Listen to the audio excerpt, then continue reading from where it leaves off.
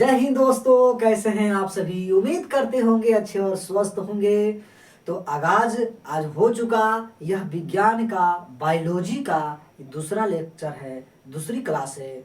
और इसमें हम बातें करेंगे कोशिका विज्ञान का और किस प्रकार से जर्मनी के वनस्पति साइंटिस्टों ने, बॉटनी साइंटिस्टों ने एंड साथ ही साथ हमारे इस जीव जंतु के सैनिकों ने, साइंटिस्टों ने किस प्रकार से अध्ययन किया, स्टडी किया, रिसर्च किया और पता किया कि कोशिका विज्ञान के प्रारूप किस प्रकार से होते हैं, इनकी गतिविधियां किस प्रकार से होती हैं। लेकिन इसके पहले मैं बताना चाहता हूं कि क्लास फर्स्ट में हमने बात किया कि सेल किस प्रकार से हमारे बॉडीज का निर्माण करते हैं और किस प्रकार से एक्टिविटी करते हैं। जो सेल कोशिका के नाम से जाना जाता है कि लाखों करोड़ों में हमारी बॉडी में सेल होते हैं और सेल से टिश्यू, टिश्यू से ऑर्गेनिज्म और ऑर्गेनिज्म से ऑर्गन और ऑर्गन से एक ह्यूमन बॉडी की स्ट्रक्चर बन के तैयार होती है। हमने बताया था कि 1665 में 1665 ईस्वी में रॉबर्ट हुक के द्वारा क्या करते हैं तो कोशिका को खोज किया गया। लेकिन उनको ये ना पता नहीं था उस टाइम कि जब खोज किया तो बाद में पता चला, मैंने उसी टाइम कि इन्होंने मृत डाइड सेल की खोज किया। लेकिन लेवेनहॉक साहब ने 1665 के बाद 1674 में 1674 में जीवित कोशिका की खोज कर लिया। लेकिन इसके बाद देखा जाए तो यह हमने बताया था कि पहले ही व्यक्ति को यानी रॉबर्ट हुक को ही सेल के पिता के रूप में, फादर्स के रूप में जाना जाता है। लेकिन जब बायोलॉजी को आया था तो बायोलॉजी को हमने बात किया था कि बायोलॉजी के फादर अरस्तु को कहा जाता एंड कहा गया जूलॉजी के फादर भी हमने अरस्तु के नाम से दिया। लेकिन जैसे ही उसको दो भागों में बांटा हमने यानी जूलॉजी और बॉटनी, तो उसमें यह हो गया कि नहीं, जूलॉजी के फादर्स अरस्तु को माना जाता एंड जो बॉटनी है, बॉटनी के फादर थियोफ्रास्टस को माना जाता है। जिसमें एनिमल की खोज यानी कि इसमें जूलॉजी में एनिमल की खोज करते हैं, एनिमल्स के कैटेगरी में रखा गया है और बॉटनी को पेड़ पौधे जंतुओं को रखा गया है। लेकिन हम लोग जो ह्यूमन बॉडी है ये एनिमल के ही अकॉर्डिंग से आता है। फिर एनिमल को हमने बढ़ाया था और किस तरह से बातें की थी और ये भी बताने का प्रयास किया कि सबसे छोटी अगर सेल का ऑर्गन्स है, कोई अंग है, तो वो होता है माइकोप्लाज्मा। लेकिन ह्यूमन बॉडी में पूछे तो आपने कहा कि ह्यूमन बॉडी में, सर आपने पिछले क्लास में पढ़ाया था क्लास फर्स्ट में कि ह्यूमन बॉडी का सबसे छोटा अगर सेल देखा जाए तो उसमें होता है, किसमें होता है तो सबसे छोटा होता है आपका स्पर्म, जिसे हम क्या कहते हैं, शुक्राणु कहते हैं। स्पर्म होता है जिसे हम शुक्राणु कहते हैं और सबसे बड़ी होती है उसको क्या होते हैं, ओवम, जिसे अंडाणु कहा जाता है। लेकिन सबसे कहे कि सबसे चौड़ा, सबसे लंबा अगर देखा जाए तो वो होता है हमारा नर्वस सिस्टम यानी तंत्रिका तंत्र, ऑर्गन सिस्टम कहते हैं, तंत्रिका तंत्र कहते हैं। चलिए, लेकिन आज के सेल में बात करेंगे कोशिका विज्ञान में कि सेल थ्योरी जो कोशिका सिद्धांत है किसने सर्वप्रथम दिया और क्या गतिविधि रहा। देखिएगा, इसमें देखते हैं कि दो वैज्ञानिक जर्मनी के आते हैं, एक तो वनस्पति वैज्ञानिक रहते हैं और दूसरे जीव जंतु वैज्ञानिक रहते हैं, जिनका नाम रहता है एमजे सलाइडेन जी। वनस्पति विज्ञान के ये साइंटिस्ट रहते हैं, वैज्ञानिक रहते हैं। और थियोडोर साहब जो थे, स्वान जी, ये जंतु विज्ञान के वैज्ञानिक थे। इन्होंने कुछ थ्योरी दिया, सेल थ्योरी दिया और सेल थ्योरी के बारे में कुछ बातें बताई जो सही भी लगा। जैसे कि इन्होंने कहा कि प्रत्येक जितने भी जीव हैं, लिविंग्स हैं, उनकी उत्पत्ति एक सेल से होता है, एक सेल से होता है, ध्यान रखिएगा। और एक सेल से होते हुए यह एक ऑर्गन्स का निर्माण करते हैं। फिर कहा कि प्रत्येक जितने भी लिविंग्स होंगे जीव का, प्रत्येक जीव का जो बॉडी होता है एक और एक से अधिक टाइप से सेलों के मिलकर ये बना होता है, जिसको हमने बताया। जैसे सेल से टिश्यू, टिश्यू से ऑर्गेनिज, ऑर्गेनिज से ऑर्गन्स और ऑर्गन से ह्यूमन बॉडी का निर्माण हुआ।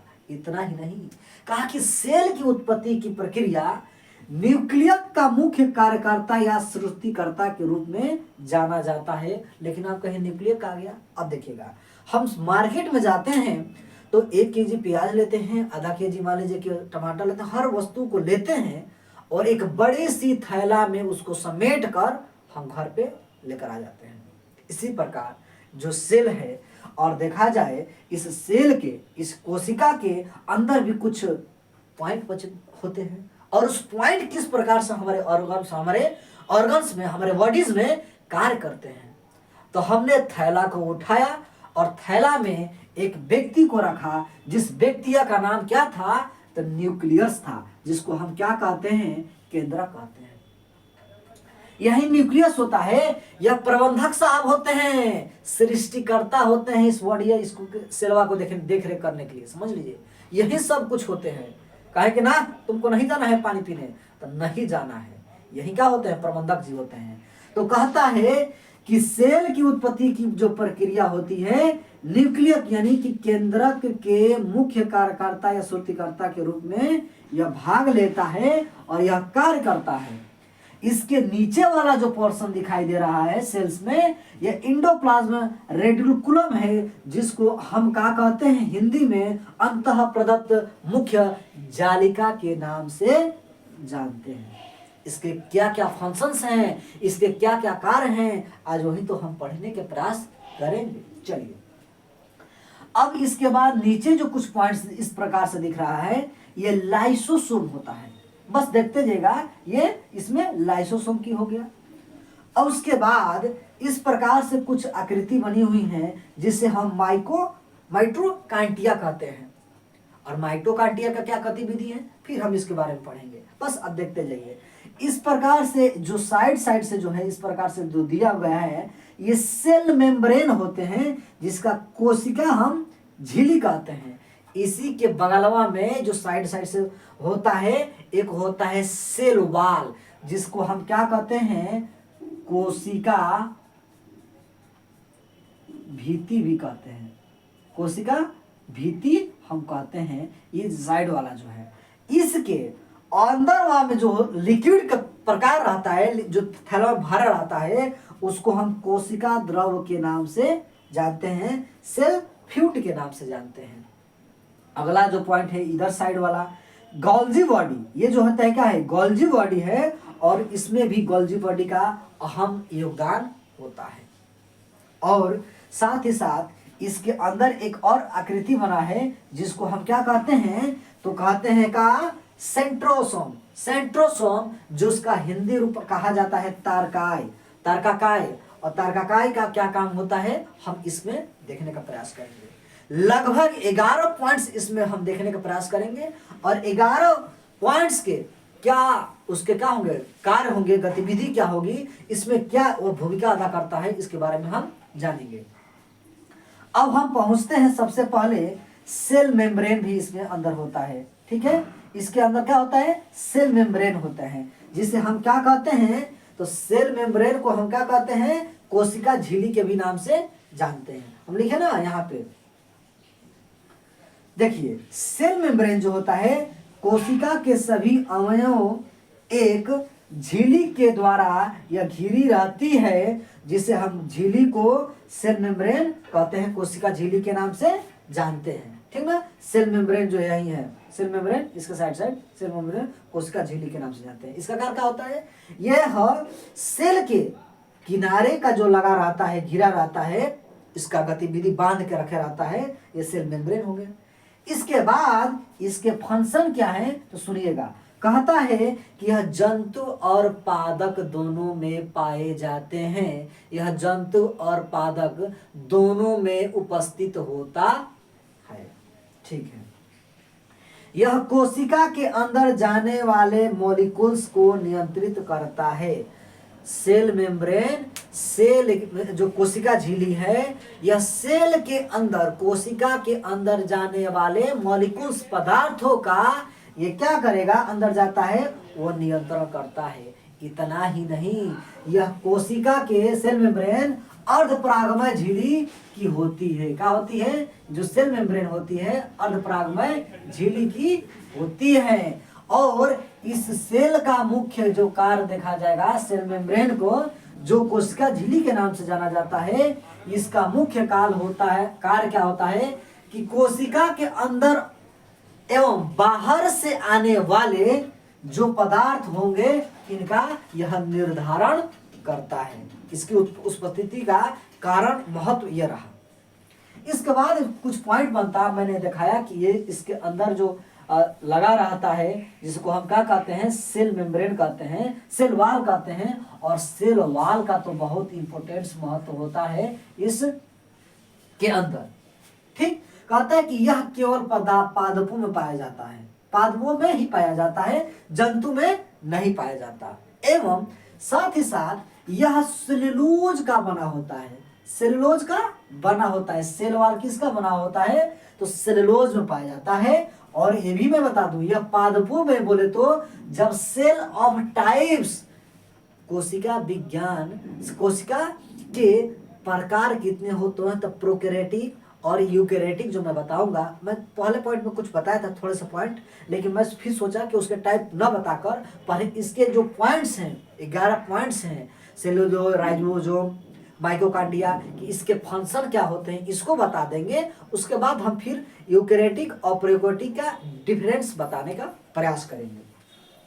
तो कहता है सेल वाल में कि सेल वाल जो होता है निश्चित आकार और आकृति बनाए रखने में यह सहायक प्रदान करता है। यह पेड़ों को कठोरता भी प्रदान करता है। यह सेल वाल का क्या होता है? तो फंक्शन होता है। ठीक, नोट में हम देखते हैं यहाँ पे कि जंतु में अगर देखा जाए तो लिपिड और प्रोटीन का बना होता है। जंतु में यह जो होता है क्या है? तो प्रोटीन का बना होता है। जबकि पादपों में अगर देखा जाए तो पादपों में यह सेलुलोज का बना होता है। जबकि जीवाणु बोले तो बैक्टीरिया में यह पेप्टिडोग्लाइकन का यह बना होता है। और कवक में क्या होते हैं? तो यह काइटिन का बना होता है। यह है सेल वाल का जो मुख्य पॉइंट ये है। अब देखेंगे कि कोशिका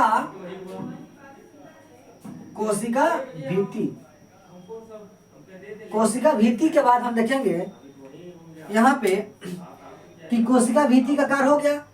उसके बाद हम देखेंगे न्यूक्लियस का।